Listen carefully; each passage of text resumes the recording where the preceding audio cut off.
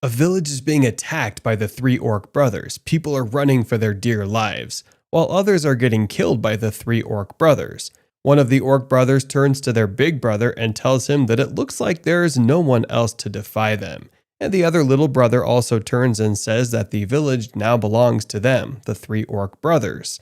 The big brother agrees with them and tells them to raise a glass and have a wild celebration. As they celebrate, they ask each other if they will find more humans that are still alive if they search and look around. They laugh as they assure themselves that they might find some still alive. The three orc brothers are surprised to hear footsteps of a human approaching them. They look back and see a young kid and ask who it is. The kid tells them that he is Ixoba Asahi, and he's an adventurer. Mockingly, the orc brothers start asking him questions. The first little orc asks, "An adventurer?"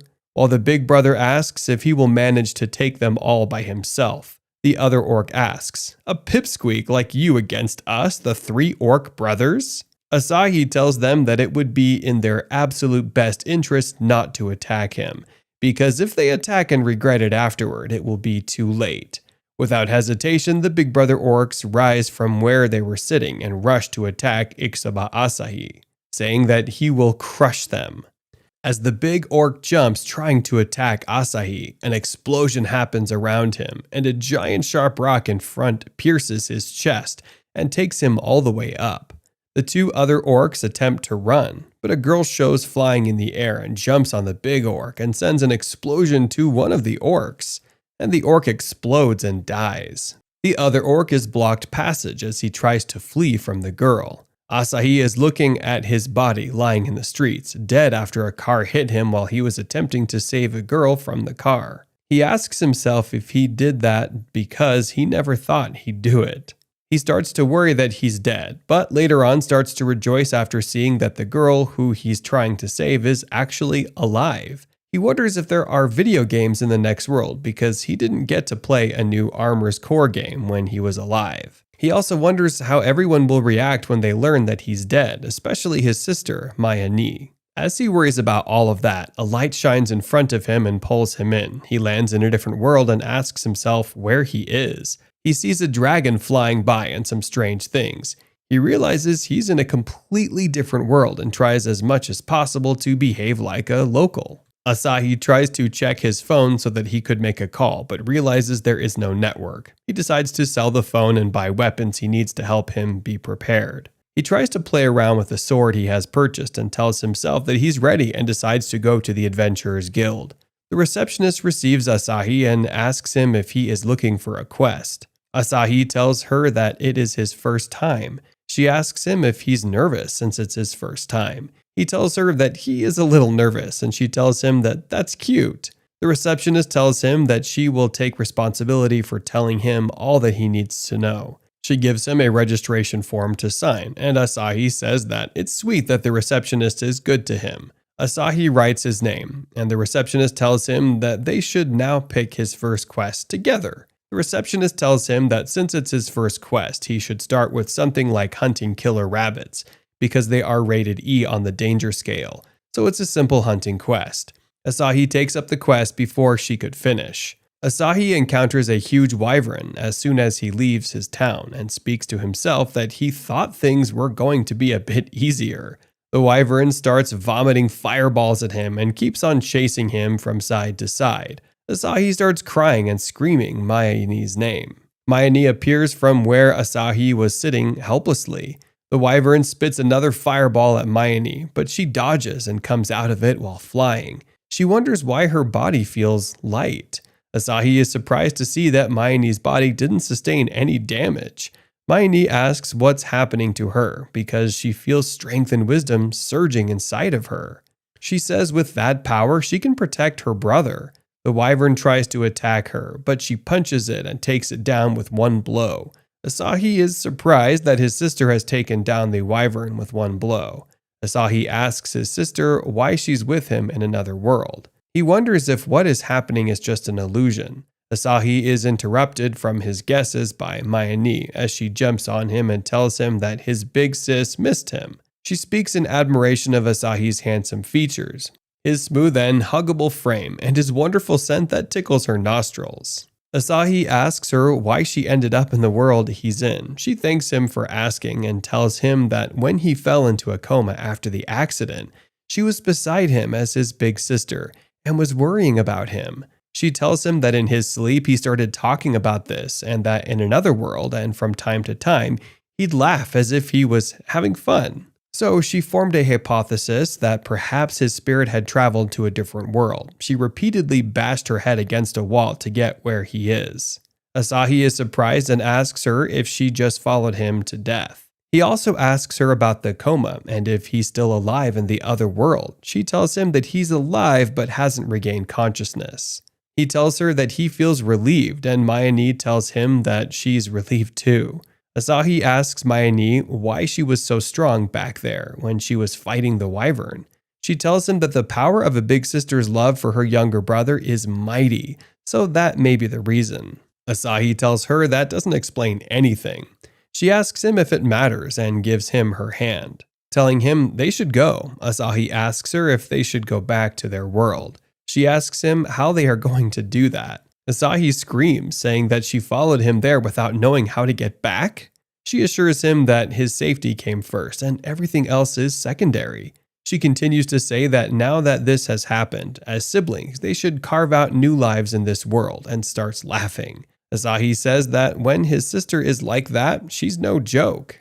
Mayani kills the last orc of the 3 orc brothers. Asahi tells her that she's absolutely merciless as usual. Mayani tells him that how could she have possibly forgiven them when they called him a pipsqueak? She tells him that such an insult warrants death. Asahi asks Mayani if that's what she's focused on. She grabs Asahi by the face and notices a scrape on his right eye. She starts complaining that she has lost the right to be his big sister for allowing his delicate porcelain-like skin to be blemished. He asks her if she's valuing his skin a little too highly. She tells him that they will use an elixir, but Asahi refuses, telling her that most people use those for taking on the final boss. Asahi tells her that a bit of a spit is enough to heal up a scrape.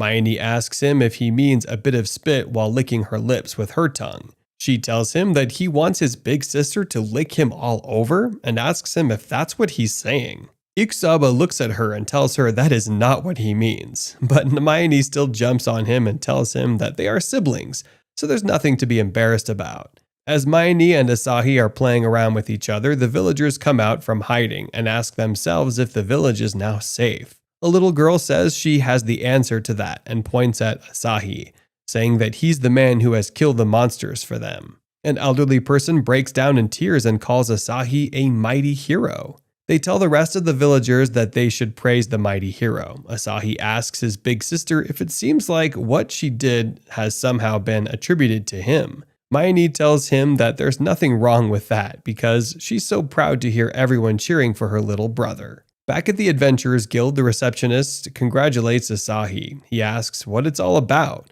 and she tells him that his rank has gone up. He's leaped from rabbit class to ogre class. She tells him that it's a huge promotion for him, and rising so far up the ranks that quickly is honestly unprecedented. She tells him to hold up his hand, and she gives him his ogre class badge. She explains to him that the badge belongs to him and must not be sold or given to anyone else. He tells her that he would not do that. After all, he has never been showered with that much praise before. The receptionist tells him that falsifying his rank is not allowed either. And if he is found doing that, the result is death. Asahi is begging Mayani to hide her strength and make it seem like he's the strong one. Mayani tells him that even if she does not understand, she will do as he says. Asahi tells Mayani that he should check her stats. She asks what stats, and he tells her that's her numbers. She tells him that she will show him, but only for him because he's special. She reaches for his hand and places it on her breast and tells him that from top to bottom they are 92-58.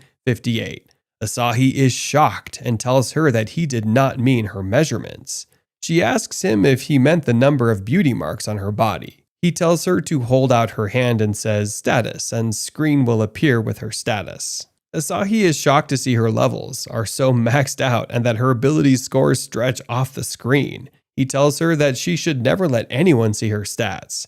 Mayani tells Asahi that she wants to see his numbers as well, like the number of beauty marks on his body. She jumps on him again. As they are having their moment, they hear the voice of a woman screaming a male name, saying, Siegfried-sama. Asahi and Mayani peek through a corner to see what's going on. Asahi asks if they are famous, and a voice from the crowd tells him that they are the strongest party, Clan Balmung. Asahi recognizes the voice of the man as the man he met earlier at the pawn shop where he sold his phone. As they talk, all the people start following where the Clan Balmung group is heading. He asks what the big parade is for, and the pawn shop owner tells him that it's a send-off parade. They're heading off to defeat the Demon King. Iksaba Asahi asks if there is also a demon in this world, and Maya asks about the demon. Asahi tells her that the Demon King is a final boss. And in Isekai stuff, defeating a Demon King can sometimes send you back to your own world. Mayani says she will go and defeat this person really quick. The pawnshop owner laughs and tells them that no matter how high their rank is right now, they need to gain more experience. He tells them that the leader of Balmung is a dragon-class adventurer. Asahi says he would love to be like them one day. As they're talking, a man starts causing chaos because the Balmung leader who keeps him under control is gone. The people start telling Asahi to fight the man to protect them from him. Asahi tells Mayani to help him fight and take down the man, and he will do anything she asks of him. Asahi and Mayani manage to scare away the man, and the whole village applauds them. Iksaba Asahi is in the middle of a slime hunting quest as a novice adventurer. Asahi says he's embarrassed to say that he can finally beat a single slime easily, because that is the level he's at. Mayani, on the other hand, uses her power, calling it Big Sister Fire, and she manages to take down about 100,000 slimes. Asahi wonders what the Big Sister Fire attack name is. Mayani turns to Asahi and says that it looks like Asahi has taken care of things on his end too. She tells him he's amazing and she's proud of him. She hugs him, saying that that's a reward for him. The leader of the clan Balmung is badly injured, and he's on his knees while holding onto his sword. He looks around to see that all his teammates are lying dead. He speaks to himself that they have driven off dragons, and yet they have been reduced to the state he is now. He looks around and sees the Demon King they have been fighting sitting on some rocks in front of him. He tells the Demon King to tell him her name. The Demon King tells him that she's simply someone who is far stronger than any dragon. The leader of the clan Balmung rises and jumps with his sword to attack the Demon King, but is stopped by the Demon King after she raises her hand at him and casts magic on him, killing him on the spot. The Demon King says, "What a bore," and complains that all of them fell after just one hit.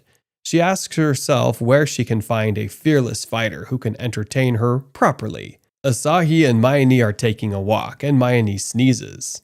Iksaba Asahi looks at her and asks her if she has caught a cold. Iksaba Asahi draws closer to her and tells her that it is because of her that she's always dressing in a way that makes her catch a cold. He takes his coat and wraps it around her. Mayani looks at him and tells him that, in that case, he should warm her up with his body heat. Before Iksaba Asahi could say anything, she jumps on him. Iksaba Asahi screams at her and asks her if they're going down that route again. Iksaba says he cannot keep relying on Mayani forever. He tells himself that from now on, he will take on a quest he should complete on his own, and starts taking a walk. From an upstairs building, Mayani opens a window from her room and starts talking to herself. She's glad that she followed Asahi to this world. After all, she gets to be with Asahi from the time they say good morning to when they say good night.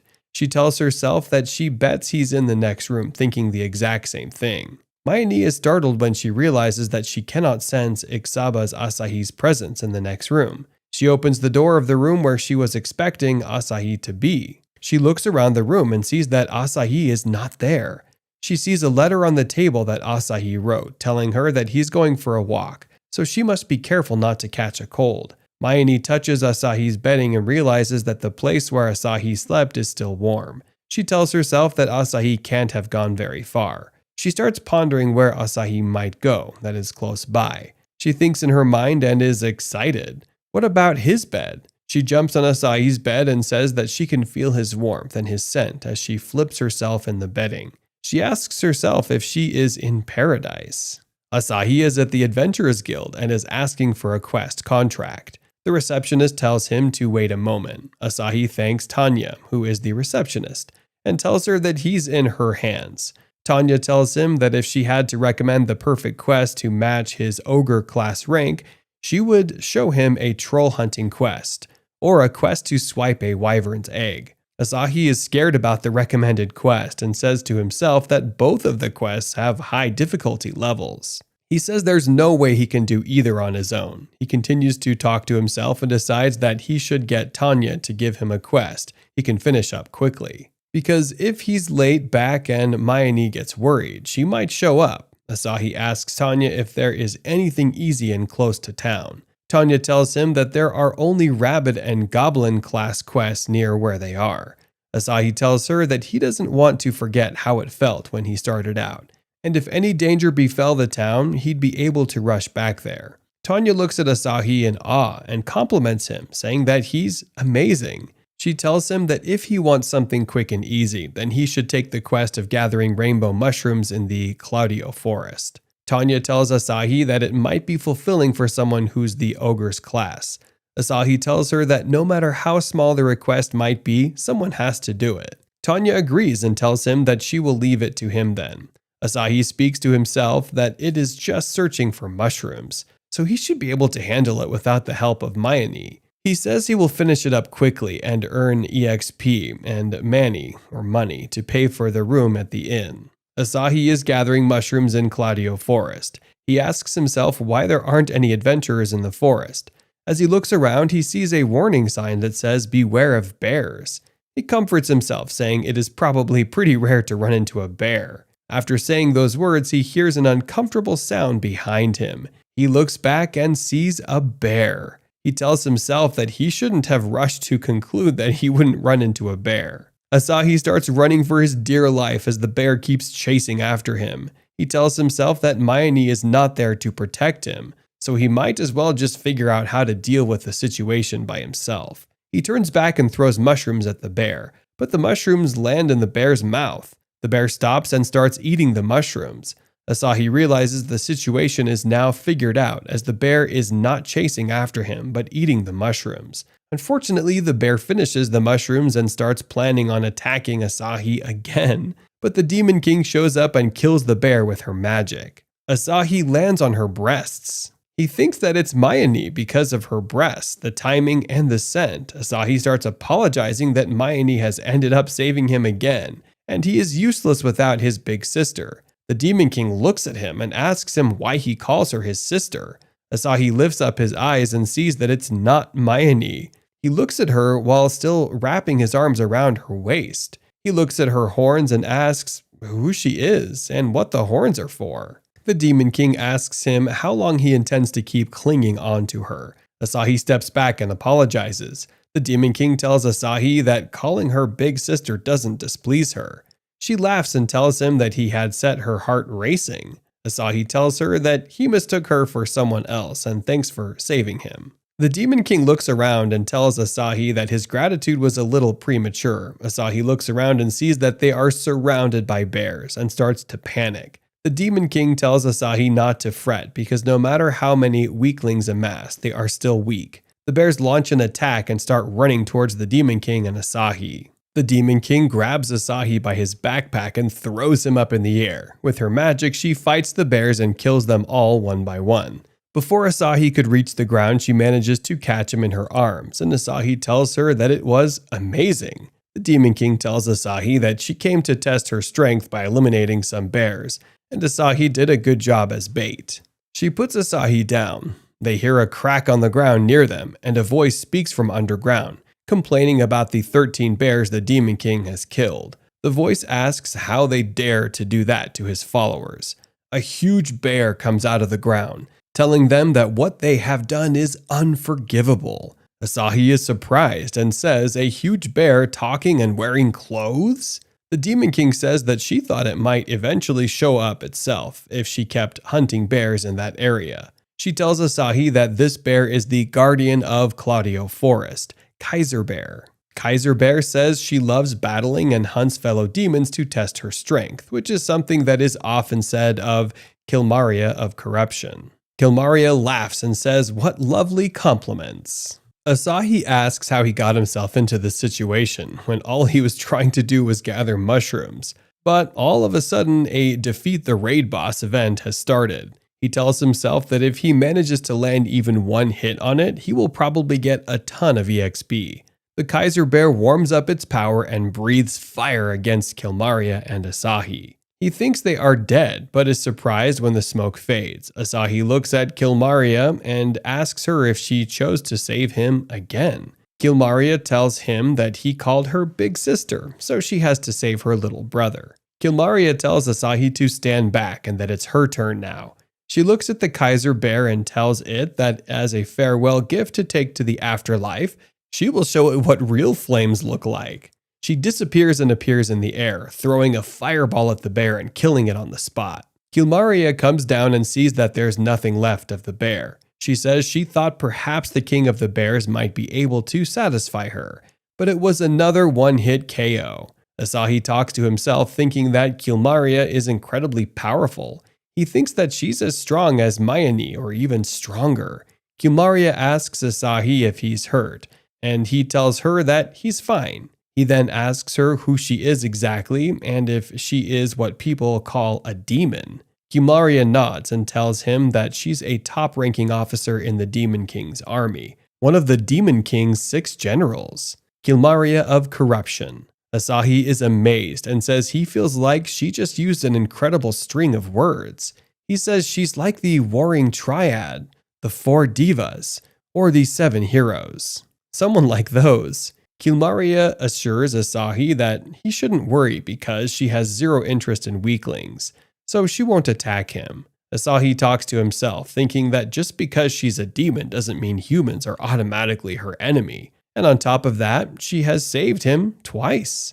Kilmaria tells Asahi that a sister who'd pounce on her little brother doesn't exist. Asahi tells her that she actually exists and she's not far from there.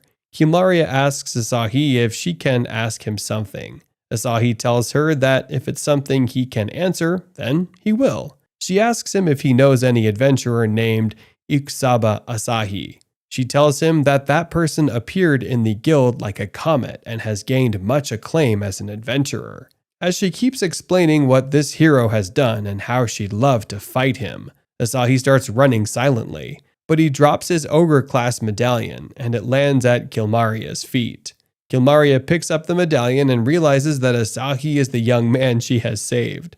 She stops him and says she indeed must not judge a book by its cover. Asahi starts running away, and Kilmaria chases after him while flying and making it sound funny. Asahi says it's nothing to joke about as he keeps running. Asahi lands on Mayani's breasts, and this time he gets the same scent and timing that confirms it is indeed Mayani. Kilmaria asks if Mayani is the one who attacked her. They start fighting, and their powers seem to match each other. As Kilmaria and Mayani continue to fight, Kilmaria enjoys the fight and keeps smiling, but she fails to overpower Mayani. Kilmaria accepts defeat and tells Mayani to finish her off. But Asahi stops Mayani from killing Kilmaria because she saved him twice. As Mayani and Asahi make their way back, Kilmaria says she has met the most interesting siblings. Asahi was standing on the bridge with his sister. He yelled, and his sister Mayani asked, "What is it, Asahi?" Asahi pointed at his status window, telling her that he had finally reached level 10, double digits. Maya told him it was wonderful, and she congratulates him. Asahi turned to look at Mayani, telling her that it was a kind of level you reach by finishing the tutorial, but he was still really happy about it. Mayani replied saying that it meant hardly any EXP from the dozens, if not hundreds of monsters she beat went to him. Asahi told her that it looked like what he got was based on how much damage he inflicted, or how much he contributed to the battle. So for healers it's time healing, and for supporters it's buffs and debuffs cast. He looked at his sister again, telling her that he would have to work hard so that he could fight on his own. Mayani told Asahi that she knew an easy way to help him level up. Asahi anxiously asked her to tell him the way.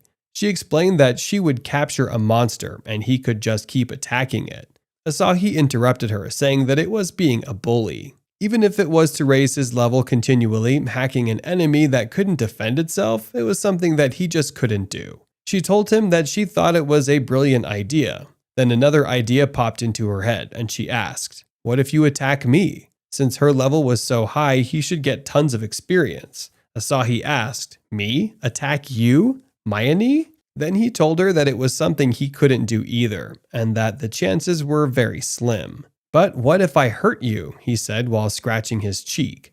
Upon listening to what Asahi had said, Mayani jumped on her baby brother, hugging him while telling him that he was just the most adorable little brother she couldn't bear. Asahi got annoyed by her and yelled at her, asking whether she couldn't just pause a little before attacking him like that.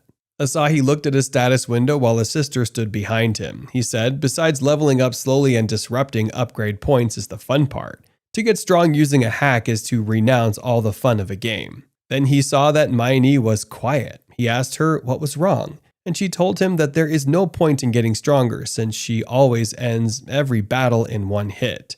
If he stepped up to face the real danger, it would be terrible, Asahi replied. "Even so, I want to get strong." Then he crossed his arms on his chest and huffed. He opened his status window again, saying for now he will leave any specialized training for when he leveled up a bit more, and he would like a new skill. Before he could finish his sentence, she hugged him from behind, looking at the status window, telling him that he's done with checking his stats, so he should give his sister some attention. He told her to stop pestering him all the time. Then he clicked a button on the status window, and he found a skill. He pressed on it and disappeared from his sister's grasp. She nearly fell down due to his sudden disappearance. She looked behind her and saw Asahi a few feet away from her.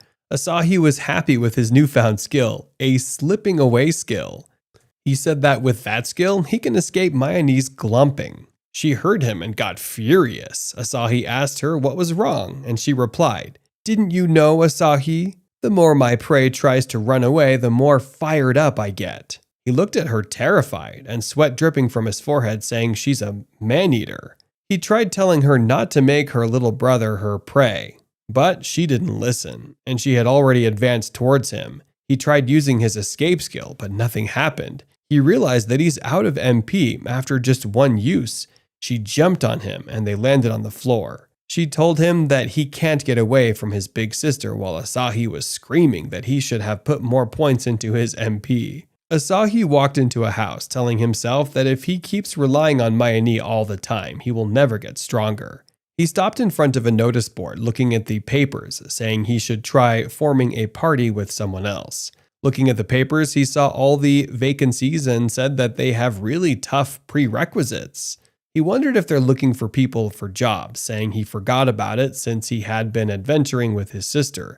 But joining a party is one of the real-life strengths of Isekai stories. Taking on a raid boss with everyone pooling their strengths for the battle, exploring lots of different places, eating and sleeping side by side, making memories, and maybe there would be some romance, he said while imagining all of it. Then Tanya broke him out of his trance, asking him if he was looking for party members. She told him that this time of year it's all people who didn't get picked. Like these, for example, she said, pointing at the board. They've been up for about 2 months. Asahi turned to look at her, and then she asked him if he had been flying solo the whole time. He replied that he had been working with Mayani, his big sister. Tanya asked that he must be the vanguard while his sister supports him from the rear. He told her that Mayani annihilates everything, and he just watches from a safe distance. Tanya told him that he can put together a party however he likes. But a famous and well-balanced one is the one Siegfried leads, the Balmung. Then she started telling him about the Balmung members.